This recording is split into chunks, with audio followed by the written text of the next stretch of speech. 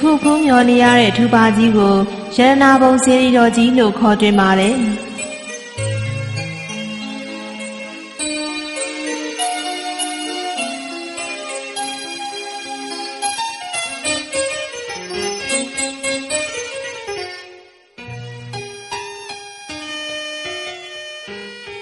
ရွှေငွေဥစ္စာရတနာများကိုပုံအော၍၎င်းရခိုင်လူမျိုးတို့ဟာဖျားတရားတန်ခါရတနာသုံးပါးကိုကြီးညိုခြင်း၌သမိုင်းစဉ်တစ်လျှောက်မစုံမလျော့တဲ့ဇွဲနှပဲနှင့်ကိုးကွယ်စည်းကမ်းမှုပြုခဲ့ကြောင်းကိုနောင်လူတို့သိစေခြင်းက၎င်းမော်ကွန်းတင်တဲ့ထူပါကြီးဖြင့်ရခိုင်ဘုရင်မင်းခမောင်းနှင့်မိဖုရားကြီးရှင်ထွေးတို့က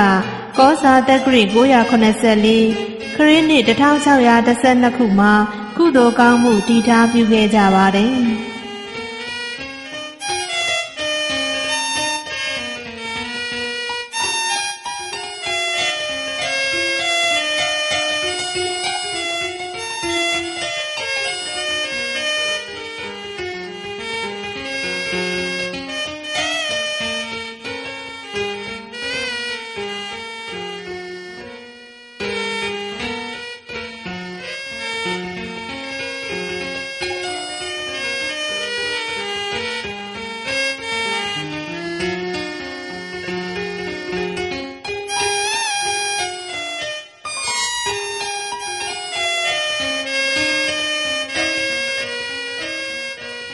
ဘာသာရေးရှုထောင့်မှကြည့်မယ်ဆိုရင်ရတနာပုံဆိုတဲ့စကားဟာပါဠိရတနာပုံများမှဆက်နွယ်လာတဲ့စကားဖြစ်ပါတယ်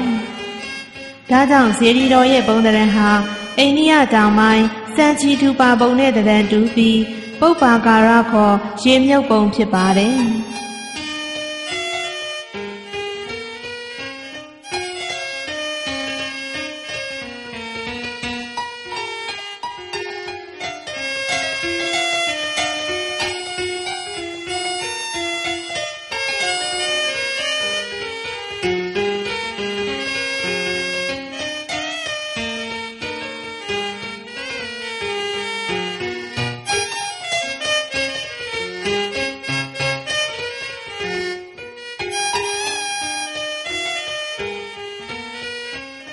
ဘိတုကာဆိုင်ရာရှုထောင့်မှကြည့်မယ်ဆိုရင်အဝန်းပုံစံပူအိုင်အိုင်တပိတ်မှောက်ပုံကိုပြစ်စရာသုံးစင်းတွင်တင်ထားတဲ့စနစ်ကိုအသုံးပြုတည်ဆောက်ထားပါတယ်။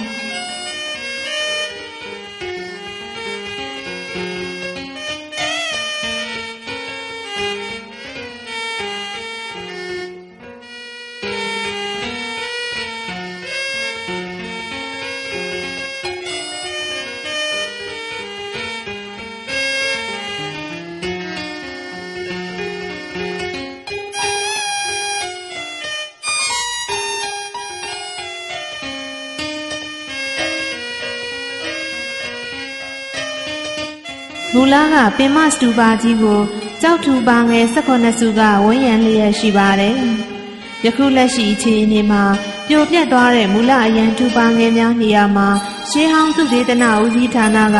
ပြန်လည်ပြီးထိမ့်သိမ်းတည်ဆောက်ထားပါတယ်။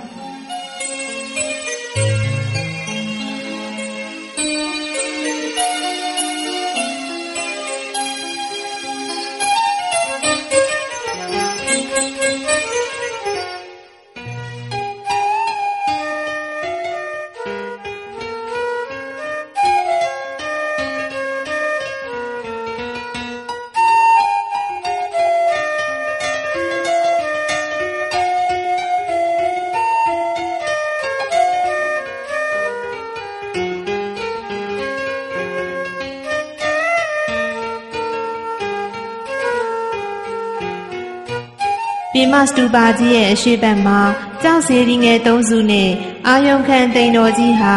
မြောက်ဦးခေခါက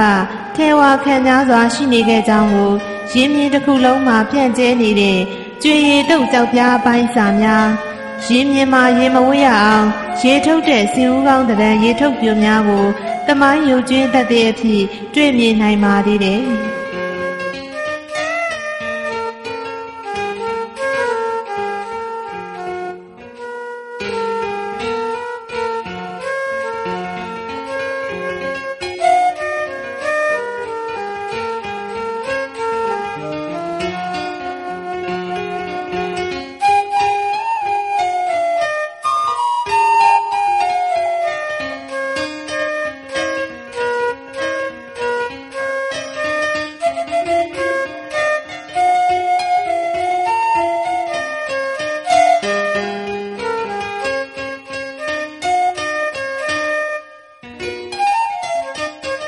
ဒီရတနာပုံစေရီခေါ်ရတနာပုံထူပါကြီးဟာ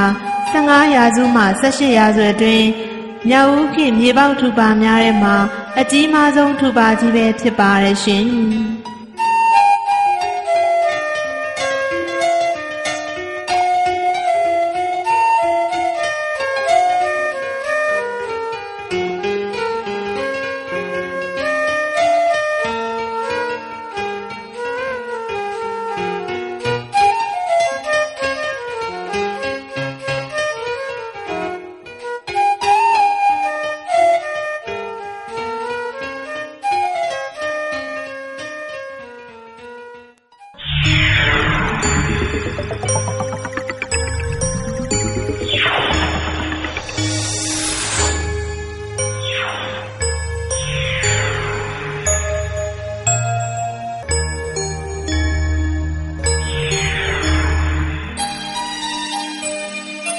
ယခုဖူးမြော်နေရတဲ့မျှော်တော်မူစေရီတော်တရှိရာတောင်ကုန်းပေါ်မှာ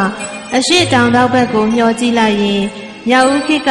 ရခိုင်စစ်တီများစစ်ချီယာကအပြန်မြို့တော်ထဲဝင်ရတဲ့ပုံနာတောင်ခန့်တဲ့အနီးကွန်စီတကားကြီးနေရာကိုရှုမြင်ကြရမှာဖြစ်ပါတယ်။